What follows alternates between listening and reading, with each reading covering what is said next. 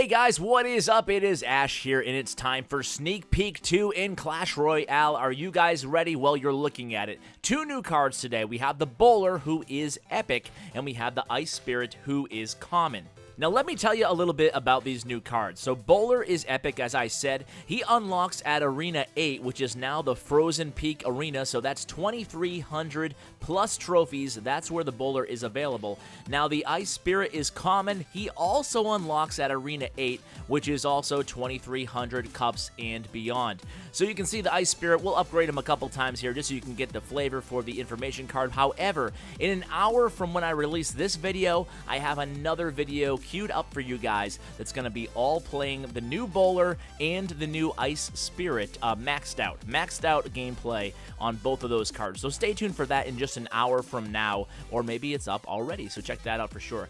So what we're going to see here is me just play out, for the first time really, these new cards. I have an idea of their mechanics, and we'll talk about those throughout today's episode, but I have never actually played them before. So the Bowler is a big, lumbering tank. You got to think of the Bowler as being more tanky than he is in Clash of Clans. He can take a hit or two, as you can see maybe here against this Sparky in just a second. We'll see if the Sparky tanks on top of him, but look at this. So he throws that same boulder. He actually didn't absorb any hits on that Sparky, but you can see he throws a boulder and it bounces twice, similar to the boulder in Clash of Clans, similar to the mechanic here, but the first boulder does something additional on top of the damage. The first boulder he drops gives a pushback effects on troops, and it does a heck of a lot of damage as well. So he's a range tanky unit, kind of like Royal Giant, because he has a lot of hit points and he does a decent amount of damage as well from a range similar to the Royal Giant. A little bit closer in he has to be, not quite as extended, but pretty much the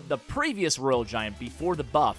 He's got that kind of range. Now, the pushback effect is very strong. Now, note that he does cost 6 elixir, joining the Royal Giant, the Rocket, and the Giant Skeleton and the Expo as the only items out there that cost 6. So he's pretty expensive, so think of him as the same value in your deck as a Giant Skeleton, for example. He's a big tanky unit.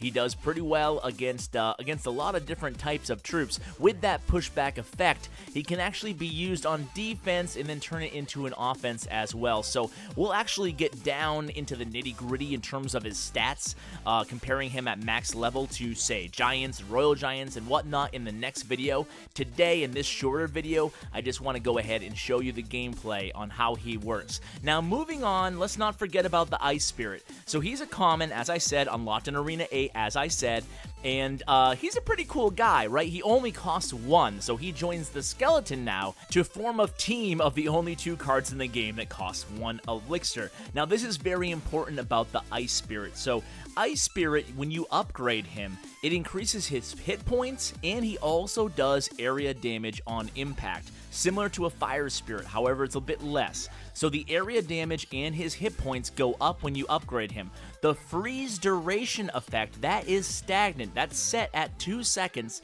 no matter what the level is. So keep that in mind.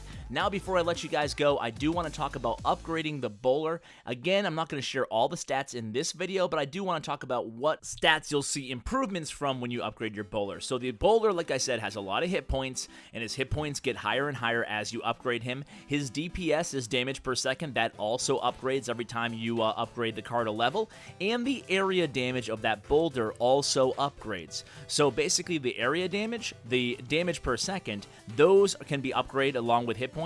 His range, obviously, he only targets ground, by the way. His deploy time and his hit speed and his movement speed, obviously, all stays static, similar to most ground troops. So I just wanted to clarify what you're actually getting when you upgrade these units. So what do you guys think? What troop are you more excited for? Personally, I think right now I'm more excited about the Bowler, but I think actually in utility, I might end up trying out the Ice Spirits first, because I'll be able to get those leveled up faster, mainly, and also, for 1 cost, why not throw them into your normal deck and see how they act, kind of like Fire Spirits were at first. So guys, and also I want to know, how do you feel about them borrowing, again, a Bowler from the Clash of Clans IP? Do you guys like that? Do you not like it?